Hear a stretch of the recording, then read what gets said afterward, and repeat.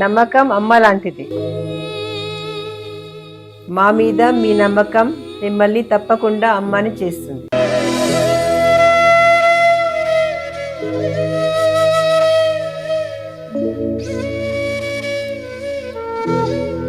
నేడు ఎంతో మంది మా మీద నమ్మకంతో అమ్మాయారు. మీకోసం అమ్మతనం ఎదురు చూస్తుంది. వివరాలకు సంప్రదించండి. Kiran infertility centre, Hyderabad, Bengaluru, Chennai, Delhi. జై శ్రీమన్నారాయణ. నేను మీ ఐకాన్ ఆస్ట్రాలజర్ గట్టుపల్లి సురేష్ బాబు. మనకి 2026 సంవత్సరం ఫిబ్రవరి 23వ తారీఖు ఏంటనుకుంటున్నారా? మారేటువంటి గ్రహాలండి. ఇవి ఏ గ్రహమో తెలుసా అండి? కుజగ్రహం. ఈ కుజగ్రహము రాహుతో కలయికతో, అలానే కుంభరాశిలో రాహుతో కలయికతో రాబోతుంది. ఈ ఫిబ్రవరి 23వ తారీఖు నుంచి ఏప్రిల్ 2వ తారీఖు వరకు కూడా కుంభరాశిలో సంచరిస్తూ ఉంటుంది. అందులోనూ రాహుతో పాటు ఉంటుంది. మొదటిగా అధ్యయనంలో, అదే మొదటి భాగంలో, మొదటి వారంలో కూడా షష్టగ్రహ కూటమిలాగా ఏర్పడుతుంది కుంభరాశిలో. ఆ తర్వాత రాహుతో ఈ యొక్క ఏప్రిల్ 2వ తారీఖు వరకు కూడా రాహువు కుజుడు కలయికతో ఉంటారు. కాబట్టి ఆపోజిట్ సైన్ కేతువు కూడా వీరికి సహకరించేసి ఆ ఒక శుభదృష్టి అశుభ దృష్టి ఇక ద్వాదశ రాశుల వారి మీద ఎలా ఉండబోతుంది, వారి యొక్క జీవితంలో ఎలాంటి మార్పులు రాకపోతాయి. అలానే మరొక విషయం కూడా ఏంటి అంటే కనుక నూతన సంవత్సరం కూడా ఆరంభం అవబోతుంది. మన యుగాది నుంచి నూతన సంవత్సరం ఆరంభం కూడా ఈ కుంభరాశిలో రాహుతో పాటు కూడినటువంటి కుజుడు ఉండడం జరుగుతూ ఉంది. కాబట్టి ఈ మేర ఎలా ఉండబోతుంది ద్వాదశ రాశుల వారికి చూసినట్లయితే, ఎవరెవరి జీవితంలో పెళ్లిళ్ళు చేసుకుంటారా, ఎవరెవరి జీవితంలో అన్యోన్యంగా ఉన్నటువంటి దాంపత్యం ఉంటుందా, ఎవరెవరి జీవితంలో వీరి యొక్క రాహు కేతువు అందులోనూ కలయికతో ఉన్నటువంటి కుజుడు, వీరి యొక్క శుభ అశుభ ఫలితాలు ఏ రాశి వారి మీద ఎలా ఉంటాయి, ఆ తర్వాత బిజినెస్ చేసుకునే వారు, విదేశాలకు వెళ్ళే వారికి ఎలాంటి శుభ ఫలితాలు ఉంటాయి, ఏది ఎప్పటివరకు తెలుసా అండి? ఫిబ్రవరి 23వ తారీఖు నుంచి ఏప్రిల్ 2వ తారీఖు వరకు కూడా వీరి యొక్క గోచార స్థితిగతుల ప్రకారంగా ఈ యొక్క గ్రహరీత్యా దోషాలు ఏమున్నాయా, వీరి యొక్క స్థితిగతులు ఎలా ఉన్నాయో చూసినట్టయితే కనుక ఒకసారి మనం పరిశీలన చేస్తున్నట్టయితే ద్వాదశ రాశుల్లో ఒకటైనటువంటిది ద్వాదశ రాశుల్లో ఒకటి కన్యారాశి. ఈ కన్యారాశి వారికి ఈ రాహువు కలయిక అంటే ఎక్కడ కుజుడు రాహుతో కలయిక కుంభరాశి. ఈ కుంభరాశిలో కలయికతో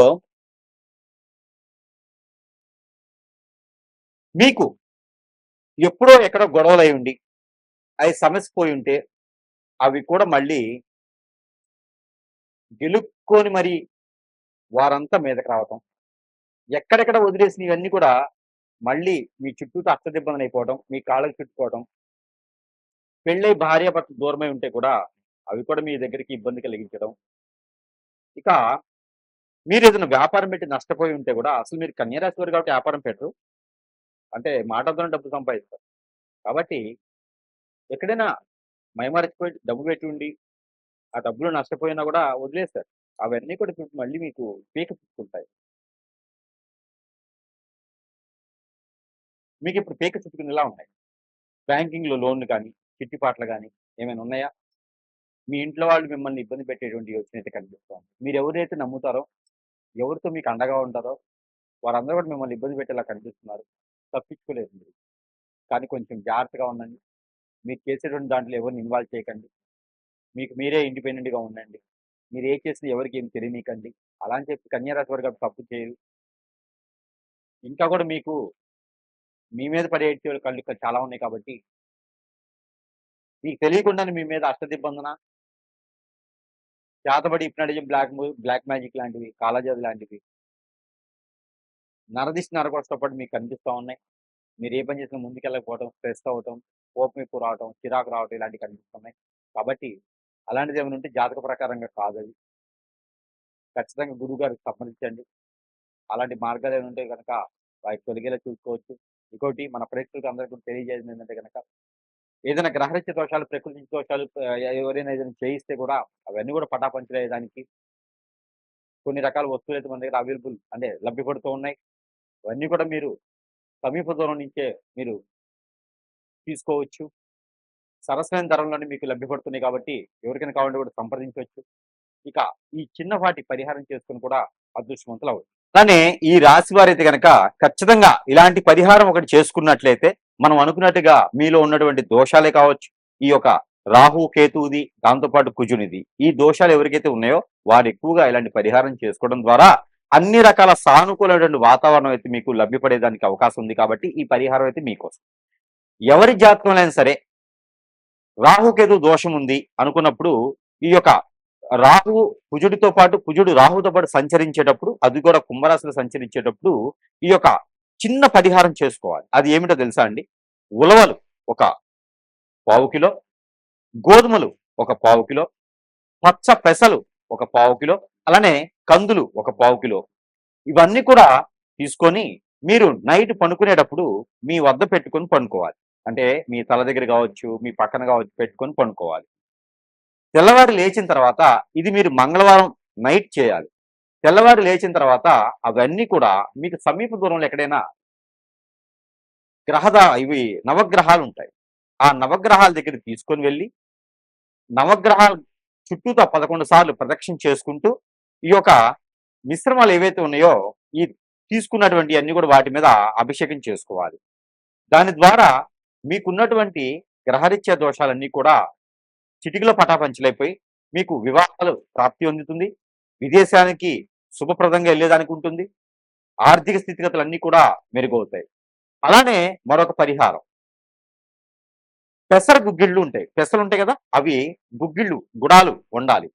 ఆ పెసలు గుడాలుగా వండి ఒక కిలో సుమారుగా వండి దాంట్లో కొబ్బరి పౌడర్ ఉంటుంది, ఎండు కొబ్బరి పౌడర్ ఉంటుంది. ఆ పౌడర్ని కలిపేసి దాంట్లో బెల్లం లేదా షుగర్ కలపాలి.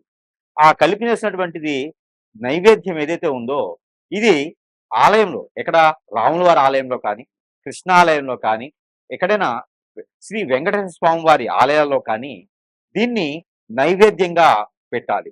ఆ నైవేద్యాన్ని ఇరువురికి కూడా మీరు ప్రసాదం కింద తీసుకోవడం వలన, ఇవ్వడం వలన కూడా దీని వలన మీకు అన్ని రకాల గ్రహ దోషాలు కూడా పటాపంచలైపోయి మీ ఆరోగ్య సమస్యలన్నీ కూడా నెరవేరుతాయి. అలానే ఈ రాశుల వారికి ఈ చిన్న పరిహారం అయితే కనుక ఖచ్చితంగా మీకోసం. ఏమిటంటే గనక మీకు కుజు దోషం, రాహుకేతు దోషం ఏమైనా ఉందా? అయితే మీకు మీ పొలాల్లో కావచ్చు, ఒడ్ల మీద కావచ్చు, గట్ల మీద కావచ్చు, మీ ఇంట్లో కావచ్చు, నర్సరీ నుంచి తెచ్చుకొచ్చే మొక్కలు కావచ్చు, మీరు అపార్ట్మెంట్లో ఉంటే ఆ మొక్క ఒకటి తెచ్చుకుంటే సరిపోతుంది. ఏమిటనుకుంటున్నారా? అరటి మొక్క. ఈ అరటి మొక్క గాని, అంటు గాని ఏమైనా ఉంటే తీసుకొచ్చుకొని దానికి ఒక పసుపు తాడు, అది ఎట్లాగా కావాలి అంటే గనక ఆడవారైనా, మగవారైనా సరే ఒక తెల్లని దారం, మిషన్ దారం ఉంటుంది కదా, అది తీసుకొచ్చుకోవాలి. అది మీరు ఎంతైతే హైట్ ఉంటారో బొటనవేలు, ఖాళీ బొటనవేలు దగ్గర నుంచి తల వరకు కూడా ఇలాగ కొలుచుకోండి. పోగులు పోయేది. ఆ పోగులు 9 ఉండాలి. 9 పోగులు పోసి దానికి పసుపు, గంధం, కుంకుమ రాయండి.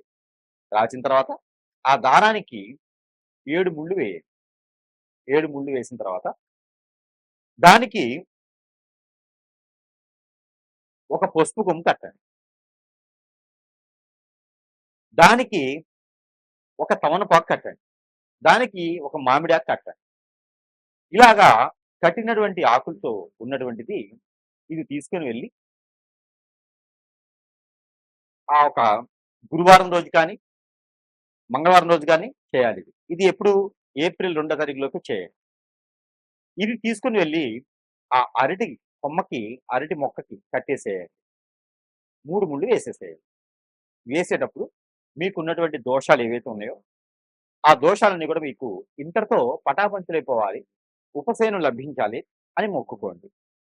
తర్వాత ఒక ముగ్గురికి అదే రోజున టిఫన్సో, భోజనమో పెట్టండి.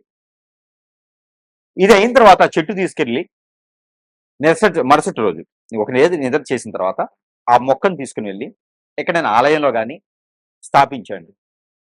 మీ పొలాలుంటే పొలాల్లో స్థాపించండి. ఈ 2 లేదనుకుంటే ఇంట్లో ఉంచకండి. తీసుకుని వెళ్ళి ఎక్కడైనా పారేడు నీటిలో వేసేయండి. ఆ కుండితో సహా పారేడు నీటిలో వేయండి. ఇలా చేయడం ద్వారా కాలసర్ప దోషం, నాగదోషం, కుజదోషం, కలస్త్ర దోషం, దాంట్లో కూడా రాహుకేతు దోషం. భార్యాభర్త దూరమైన, పెళ్ళైన తర్వాత దూరమైన, పెళ్లి కావట్లేదు అనుకున్నా, ఎంగేజ్మెంట్‌లో సంబంధాలు ఆగిపోయినా, దగ్గర దగ్గర సంబంధాలు పోయినా కూడా ఈ యొక్క పరిహారం చేసుకుంటే అదృష్టం అనేది మీ వరకు వస్తుంది.